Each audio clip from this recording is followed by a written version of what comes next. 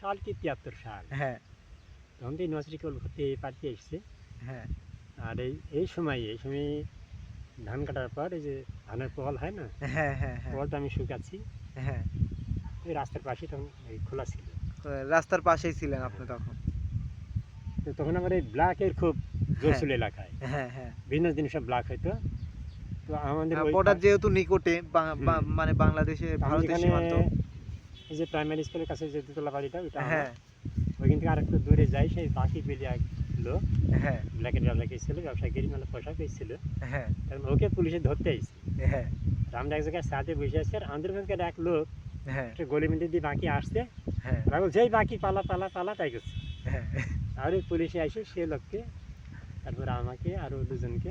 আচ্ছা স্যার, আপনি তো মনে হয় পরিচয় দিছিলেন না, তাই না? না, তখন পরিচয় দিছিল না। পরিচয় দেননি, সোজাসুজি গাড়িতে উঠে পড়ছে। পরিচয় দেওয়ার সময় সুযোগ পাইছি। হ্যাঁ, সুযোগও পাইছিলেন না। তা থানায় নিয়ে গেল, থানায় নিয়ে গিয়ে আমি হ্যাঁ ওসিকে বললাম যে স্যার আমি হ্যাঁ ইউনিভার্সিটির ছাত্র, হ্যাঁ ভর্তি হয়েছি।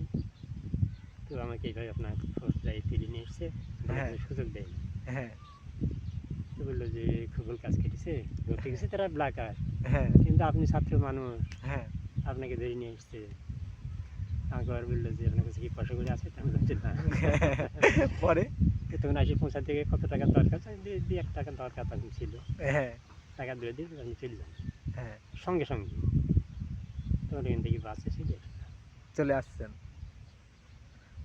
আসলে এই স্যারের জীবনে একটা রসিকতাময় স্যার, আসলে মানে খুবই রসিক। আমি তার সঙ্গে কথা বলছি, খুবই রসিক।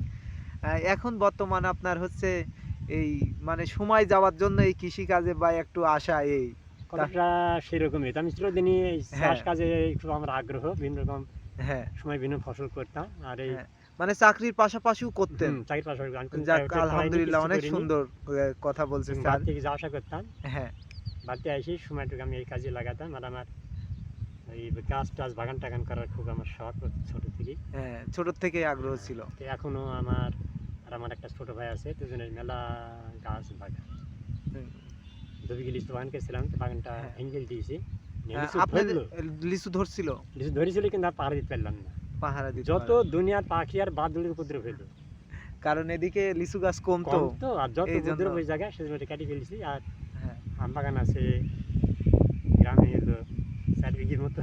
হ্যাঁ, আর আমার ছোট ভাইয়ের আছে যাক 5 বিঘি। আলহামদুলিল্লাহ। আর গাঙিতে আছে বিঘি 3 বাগান, হ্যাঁ এই আম বাগান, ওটা দেশি আম। হ্যাঁ। এবার তো আম ধরেছিল, ধরে সে কম দামে বেশি এই- দিলাম, ও গেছিলেন ওখানে? বিক্রি করে আসি আর কি। একজনকে রাখতে দিয়েছি, ওখানে আমার জমি আছে। স্যারের জীবনটা আসলে পুরাটা একটা সাদা পাতার মতো, যেমন হচ্ছে লিখতে লাগি যে সাদা পাতাটা থাকে না, পৃষ্ঠা, পেজ যাকে বলা হয়, তেমন কোনোদিনই জীবন। আমি খারাপ লাইনে বা হ্যাঁ, কোনো অসৎ সংস্পর্শে যাইনি। জান আমাদের নাই। বাপেরা এরকমই ছিল। আমরা আমাদের কোনো রাজনীতি বা ধরনের কোনো কিছু আমরা করিনি। যাক, সুন্দর কথা বলছেন। ঠিক আছে স্যার, অনেক গল্পই শুনলাম। এখানকার মতো আজকে সমাপ্ত নিলাম। ইনশাল্লাহ আবার যদি কোনো টাইম মাঠে দেখা হয়, কথা হবে। আসসালামু আলাইকুম।